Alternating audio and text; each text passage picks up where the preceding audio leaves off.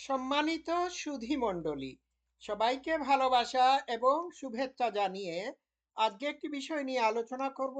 আজকের আলোচ্য বিষয় হলো যে মনকে কিভাবে ৪টি উপায়ে নিয়ন্ত্রণ করতে হবে মন আপনাকে নিয়ন্ত্রণ করার আগেই। ঠিক আছে? তো ৪টি উপায় নিয়ে আজকে সংক্ষিপ্তভাবে আলোচনা করব। আমি আবারও বলি, আমাদের মনকে আমরা নিয়ন্ত্রণ করতে হবে মন আমাদেরকে নিয়ন্ত্রণ করার আগেই। তো যে ৪টি পদ্ধতিতে মনকে নিয়ন্ত্রণ করা যায়, সেই পদ্ধতিগুলো নিয়ে আমি সংক্ষিপ্তভাবে আলোচনায় যাচ্ছি। তার আগে আমি বলি, আমরা অহরহ একটা যুদ্ধের মধ্যে আছি। আমরা আমাদের মনোজগতে যে সমস্ত জিনিসের সাথে যুদ্ধ করে থাকি, এগুলো হচ্ছে রাগ, ভয়, ক্ষোভ, গ্রাজ, দুশ্মনী, হিংসা, বিদ্বেষ, লোভ, ক্ষোভ ইত্যাদি। ঠিক আছে? তো এগুলো আমাদের ইমোশনাল স্ট্যাটাসকে নিয়ন্ত্রণ করে থাকে। বেশিরভাগ মানুষকে এইগুলো নিয়ন্ত্রণ করে, তাদের মনকে নিয়ন্ত্রণ করে। আর এদের বসবাস হচ্ছে আমাদের মনোজগতে। তো এগুলোকে নিয়ন্ত্রণ করতে হবে। ঠিক আছে? তো নিয়ন্ত্রণ মানি না যে এইগুলোকে আপনি এ মানে দমন করবেন, এটি না। আপনার কৌশল এপ্লাই করতে হবে। যুদ্ধে যেভাবে শত্রুদেরকে দমন করতে হয়, ঠিক একইভাবে এদেরকে ভিন্ন উপায়ে আপনাকে দমন করতে হবে। তো প্রথমত, আমাদের মন নিয়ন্ত্রিত হয়ে থাকে ডিজায়ার, অন্য মানুষের ওপিনিয়ন, এইগুলো আমাদের মনের মধ্যে থেকে আমাদেরকে নিয়ন্ত্রণ করে থাকে। তো এক্ষেত্রে আমরা এইগুলোকে মাস্টার করতে হবে। তো অন্য মানুষ আমরা সাধারণত অন্য মানুষের ওপিনিয়নের দ্বারা নিজেদেরকে মূল্যায়ন করে থাকি। এই গণ্ডি থেকে বের না হয়ে আসলে পরে আমরা অন্য মানুষের মতামতের উপর ভিত্তি করে আমাদের জীবনযাপন করতে হবে। এটা সিম্পল, আপনার মনকে আপনি বুঝাতে হবে যে আপনি অন্যের মতামতের উপর ভিত্তি করে আপনি জীবনযাপন করবেন না। আপনি আপনার জাজমেন্টের উপর ভিত্তি করে আপনি আপনার লাইফকে মেনটেন করবেন। আর তাছাড়া আহ, আপনার মনের মধ্যে যে বাসনা রয়েছে, বিভিন্ন জিনিস পাওয়ার কামনা রয়েছে, সেই কামনাকে যৌক্তিকভাবে ব্যাখ্যা বিশ্লেষণ করবেন। স্টপ, পজ এন্ড জাজ। জাজ কিভাবে করবেন? এইভাবে করবেন যে এগুলো কি আসলেই সত্য, এগুলো করে কি আমার কোনো লাভ হচ্ছে। এইভাবে যখন আপনি মানে প্রশ্ন করতে শিখবেন, তখন আপনার মন থেকে এইগুলোর প্রভাব আস্তে আস্তে কমে যাবে। আর তাছাড়া আপনি রাগান্বিত হচ্ছেন, কারো প্রতি ক্ষোভের বহিঃপ্রকাশ ঘটানোর চেষ্টা করতেছেন, এই ক্ষেত্রেও আপনি চিন্তা করবেন যে এই রাগ, ক্ষোভ, দুশ্মনী এগুলো কি আপনাকে কোনো সুফল বয়ে নিয়ে আসতেছে? এগুলোর কি কোনো যৌক্তিকতা বা বাস্তবতা আছে? এই সমস্ত জিনিস আপনি আপনার নিজেকে প্রশ্ন করবেন, এগুলোর কনসিকুয়েন্স নিয়ে ভাববেন। তারপর দেখবেন আস্তে আস্তে আপনার মন নিয়ন্ত্রণে চলে আসছে। আপনাকে আর নিয়ন্ত্রণ করতে পারছে না। এদের নিরস্ত্রীকরণের পথ হচ্ছে আপনার চিন্তা শক্তিকে বিভিন্ন প্রশ্নের মাধ্যমে জাগ্রত করতে হবে। যখনই এইগুলো আপনার মনের মধ্যে আসবে বা এই টেন্ডেন্সি বা ইমোশনগুলো আসবে, তখনই আপনি এগুলোকে প্রশ্নবিদ্ধ করবেন। প্রশ্নবিদ্ধ করলে পরে এইগুলোর ক্ষমতা আস্তে আস্তে কমে যাবে। ঠিক আছে? তো এইগুলো করতে হবে। আহ, এরপরে আপনার মনকে আপনার মনকে এই যে ক্রেভিং যেগুলো আছে, ক্রেভিংস আমি এগুলোকে ক্রেভিংস বলি।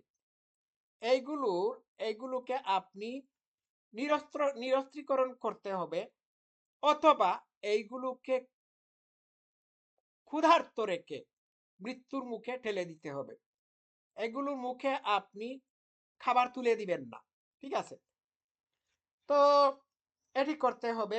আর আমাদের একটা জিনিস সাধারণত আমরা আমরা করে থাকি, আমরা সাধারণত রিভেঞ্জ, প্রতিশোধ স্পৃহা, হ্যাঁ, অন্যের দ্বারা মূল্যায়ন, অন্যের প্রশংসা,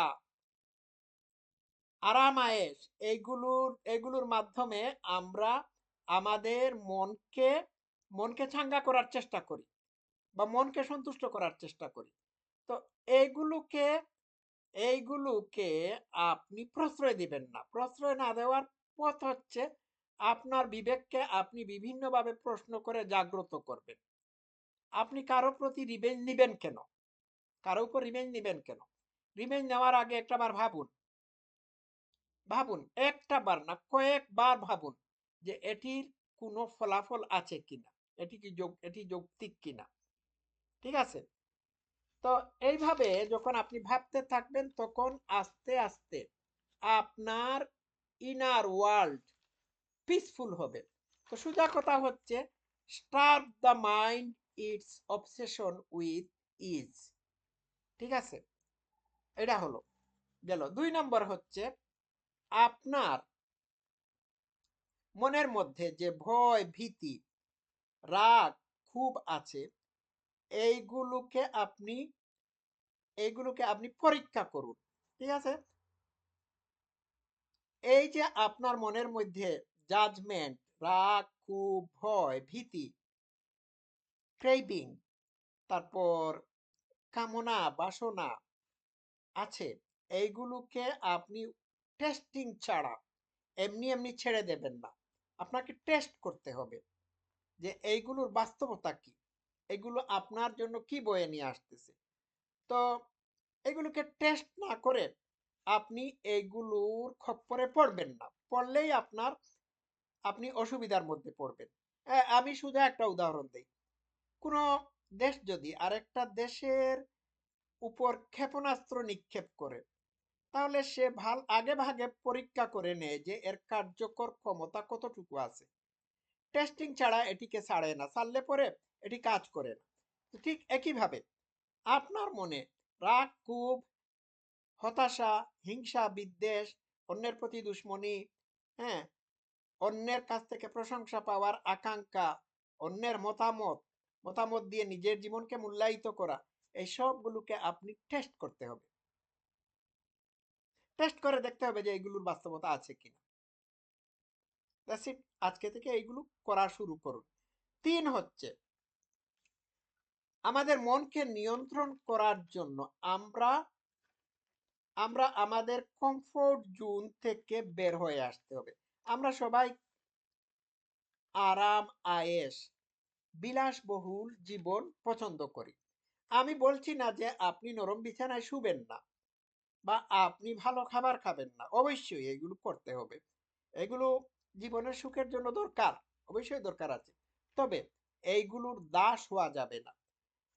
এগুলো একসময় যদি আপনার না থাকে, তাহলে আপনি পাগল হয়ে যেতে পারেন। সুতরাং এই জিনিসগুলো যাতে আপনাকে অসহায় অবস্থার মধ্যে কোনোদিন ফেলে না দেয়, যখন এইগুলো আপনার কাছে না থাকবে, সেই জন্য কিছু কিছু টেকনিক অ্যাপ্লাই করতে হবে। আপনি অ্যাডভার্সিটি, বিপদ আপদ, এইগুলোকে মোকাবেলা করার জন্য আগে ভাগে আপনি প্রস্তুত থাকতে হবে। ভলান্টিয়ারিলি আপনি আপনার কমফোর্ট জোন থেকে বের হয়ে আসতে হবে।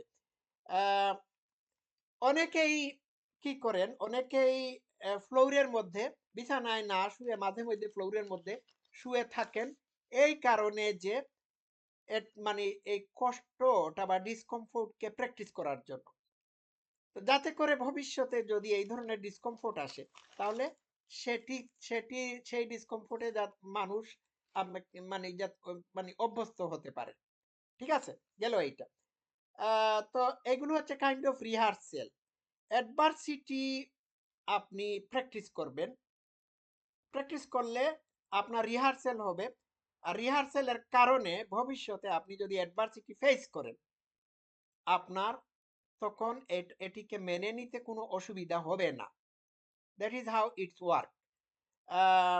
আমি আমি ব্যক্তিগতভাবে মাঝে মধ্যে গরম পানি ছাড়াই ঠান্ডা পানি দিয়ে শেভ করে থাকি। এটি এই কারণে করে থাকি, যদি কোনোদিন আমার বয়লার নষ্ট হয়ে যায়, ২-১ দিনের জন্য নষ্ট হয়ে যায়, তখন তো আমার শেভ করতে হবে। তখন ঠান্ডা পানি দিয়ে যদি আমি শেভ করি, তাহলে আমার মানে খুব কষ্ট হবে। এই কষ্ট যাতে না হয়, সেটির জন্য আগেভাগে প্রস্তুতি অ্যা রেখে দেওয়ার জন্য আমি এটি মাঝে মধ্যে মানে করে থাকি। হ্যাঁ, ঠিক আছে? মাঝে মধ্যে বালিশ ছাড়া শুয়ে থাকি।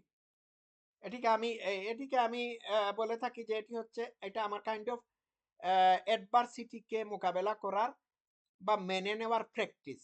ঠিক আছে? তো এইভাবে রিজেকশন, আ তারপর আ আরো অন্যান্য অ্যাডভার্সিটি, বিপদ-আপদ এইগুলোকে প্র্যাকটিস করার জন্য ছোটখাটো ডিসকমফোর্ট কে প্র্যাকটিস করার নাম হচ্ছে রিহার্সেল। আমি একটা কথা আপনাদেরকে, একটা ছোট উদাহরণ দেই আপনাদেরকে। আপনাদের বোঝার জন্য সুবিধা হবে। আ এটি একটি ছোট একটি ঘটনা। উনার নাম হচ্ছে ডায়োজিনাস, গ্রিক ফিলোসোফার। একবার উনি একটি মূর্তির বা স্ট্যাচুর সামনে খালি খালি পাত্র হাতে ভিক্ষা চাচ্ছিলেন। তখন আশেপাশের লোকজন উনাকে বলল, "এটি তো একটি স্ট্যাচু বা মূর্তি। এটির সামনে আপনি যে আপনি এটির সামনে দাঁড়িয়ে যে এটির কাছে আপনি ভিক্ষা চাচ্ছেন, এটি তো আপনাকে কোনো কিছুই দিতে পারবে না।" উনি তখন বললেন যে, "আমি তো জানি সে দিতে পারবে না। কিন্তু আই এম প্র্যাকটিসিং রিজেকশন।" বুঝতে পারছেন?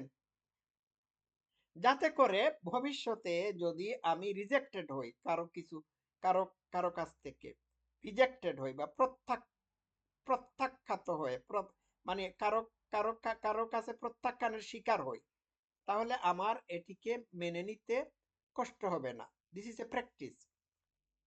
তা আমি আমার ব্যক্তিগত জীবনে বলি, আমি মাঝে মধ্যে ক্ষুধা লাগলে খাবার খাই না মাঝে মধ্যে। এর কারণ হচ্ছে আমি এটিকে প্র্যাকটিস হিসাবে মেনে নিচ্ছি, বা এটি আমার কাছে প্র্যাকটিস। তো এইভাবে ভলান্টিয়ারিলি মাঝে মধ্যে ডিসকমফোর্টকে প্র্যাকটিস করতে হবে। এটা হচ্ছে ভবিষ্যতের বিপদ আপদ কষ্টকে মেনে নেওয়ার রিহার্সেল। ঠিক আছে? গেল এইটা। ৪ নম্বর হচ্ছে, আমরা জীবনের যুদ্ধে উইন জয়লাভ করে থাকি, পরাজিত হয়ে থাকি। তো এছাড়া আমরা কি করে থাকি? আমরা জয়লাভ করলে পরে অন্যের প্রশংসা অর্জন করি, পরাজিত হলে পরে অন্যের নিন্দার মুখামুখি হয়ে থাকি। অন্যের কাছ থেকে অন্যকে আমরা ইমপ্রেস করার চেষ্টা করে থাকি।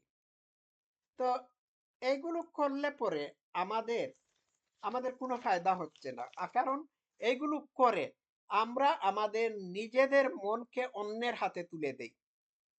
হ্যাঁ? অন্য মানুষ আমাদেরকে মূল্যায়ন করলে আমরা মূল্যায়িত হই। অন্য মানুষ আমাদেরকে প্রশংসা করলে আমরা ফিল গুড করি। অন্য মানুষ আমাদেরকে নিন্দা করলে আমরা আপসেট হই। তাহলে বোঝা যাচ্ছে যে আমাদের জীবন নিয়ন্ত্রিত হয়, বা আমাদের মন নিয়ন্ত্রিত হয় অন্য মানুষের মাধ্যমে। আমাদের মনের লাগামকে অন্যের হাতে তুলে দেই। এক্ষেত্রে আমাদের মনের লাগামকে আমরা নিজেরাই টেনে ধরবো। এটাই হচ্ছে আসল কথা। তো এই ৪ টি পদ্ধতি আমি বিস্তারিত আপনাদের সামনে ব্যাখ্যা বিশ্লেষণ করলাম না। আমি হালকাভাবে আপনাদের সামনে তুলে ধরলাম। আপনারা এই বিষয়গুলো নিয়ে একটু ভাববেন। আ আজকে এইটুকুই থাকলো। আপনারা আমার চ্যানেলটিকে সাবস্ক্রাইব করবেন, লাইক বাটনে চাপ দেবেন, কমেন্ট করতে ভুলবেন না। সবাই ভালো থাকবেন। Love you all.